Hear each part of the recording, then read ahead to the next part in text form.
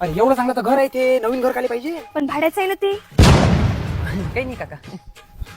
का ग माझ्या हृदयातली जागा कमी पडली का तुझ्यासाठी? इश्श. पण त्यात पाय नाही पसरत माझे. चल चुपचाप पाय. हे inside out designers and developers कंपनीने कन्स्ट्रक्ट केलंय. हे कम्प्लीट कॉन्ट्रॅक्ट घेतात, म्हणजे डायरेक्ट हातात घराची चाबी. आणि माहितीये यांनी 4 वर्षात 100 पेक्षा जास्त प्रोजेक्ट केलेले आहे आणि सगळे प्रोजेक्ट वास्तूनुसार प्लॅन असतात. हे काय करू राहिला तू? अरे ते सुपरविजन करू दे मला. काहीच गरज नाहीये, त्यामध्येच ते सुपरविजन सर्व्हिसही देते. हा मग घर बांधणं एवढे कठीण नाही आहे, करू शकतो मी. तू म्हणजे मी इंजिनियर आहे ना.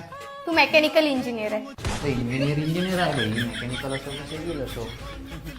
हे आर्किटेक्ट सुद्धा करून देतात. आर्किटेक्टही असं तसं नाही, एकदम प्रीमियम क्वालिटीचं. यांचे इंटेरियर एस्थेटिक, क्रिएटिव्ह आणि खूप मॉडर्न असतात. हे रेसिडेन्शियल प्रोजेक्ट सोबत कमर्शियल प्रोजेक्ट सुद्धा क्रिएटिव्हली डिझाईन करतात आणि आपल्याला हवं तसं आर्किटेक्ट हे कस्टमाइज करून देतात. यांचं ऑफिस अमरावती आणि मोर्शीला आहे. बाकी डिटेल्स साठी डिस्क्रिप्शन चेक करा.